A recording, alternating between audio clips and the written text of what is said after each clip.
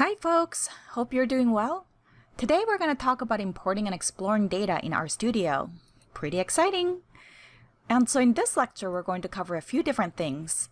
First of all, we'll practice importing data from Excel into RStudio.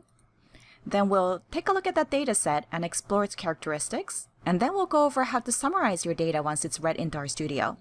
And so let's get started.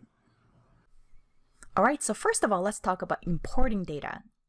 Now, RStudio can read many different formats of data, including comma-separated values files or .csv files, Excel workbooks, tab-delimited files which take on a .dat extension, or data from other stats packages such as SPSS, SAS, and Stata.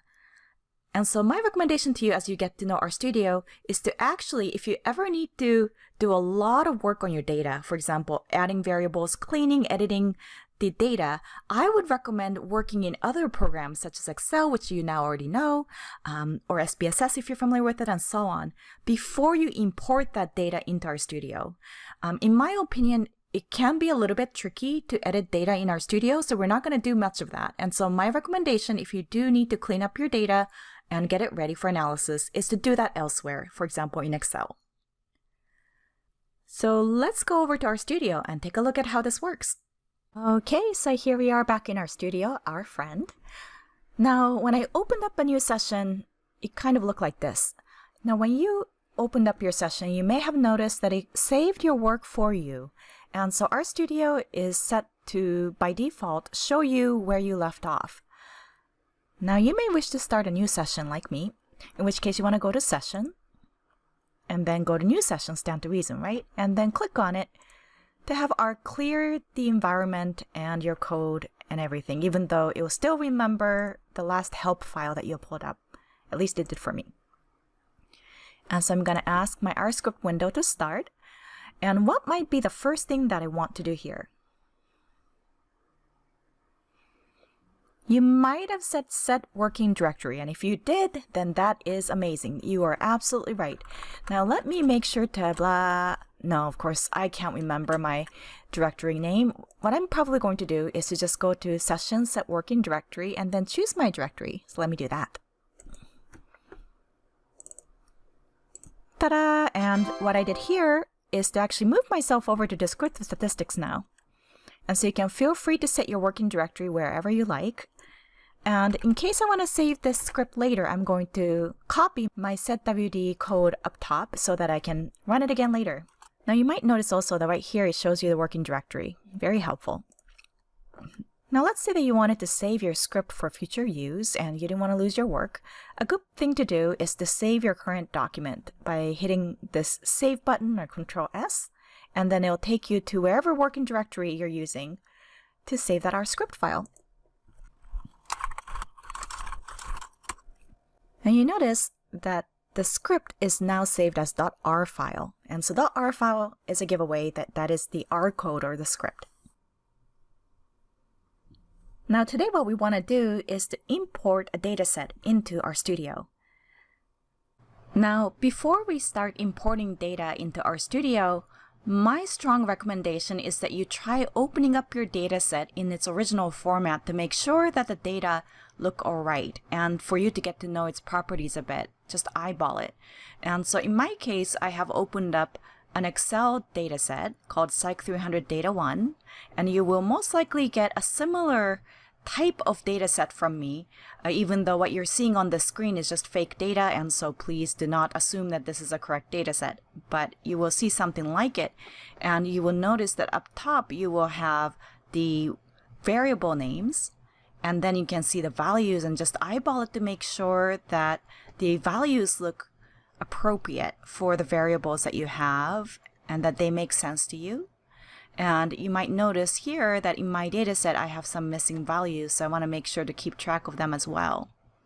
And for me, I have 41 cases, 42 rows, but the first row is a header with variable names, and so I expect to see 41 cases when I get the data into RStudio.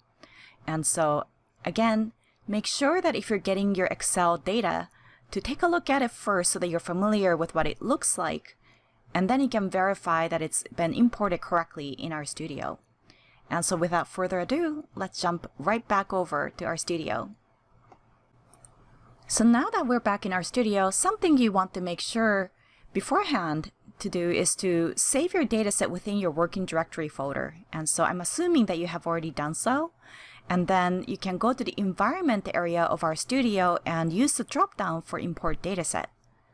And then we have Excel dataset, so we want to select from Excel. And then RStudio may ask you to install required packages.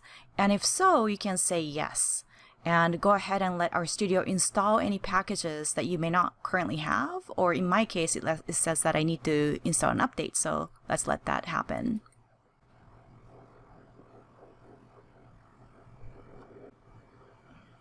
Fantastic. So now we are good. And then I am shown this import Excel data window. And you can go to browse to find the file. And in my case, I have it saved in my working directory. So it's a pretty good straight shot right here. And then you can see a preview of your dataset. And if you had already opened up your dataset before in Excel, you will be able to kind of recognize that your variables are appropriately read in here and that the values and so on seem appropriate for the variables that you have. And here are the import options where you can tell RStudio what to do with your dataset. And so I'm going to just keep the name Psych300 Data1 for my dataset name. And then this checkbox will tell RStudio that the first row of your data are variable names. And so if you uncheck it, then the data is going to look really weird. See, that does not look right. And so you want to keep it checked because we have the variable names saved in the first row. And then Open Data Viewer means that once you've imported data, it'll open up a preview of data kind of like this in another tab. And so I'm just going to let it do that. Now, a good thing to do is to save the code preview shown here. And so I might click on the clipboard to try to save that code. And then I can click on Import button and cross my fingers.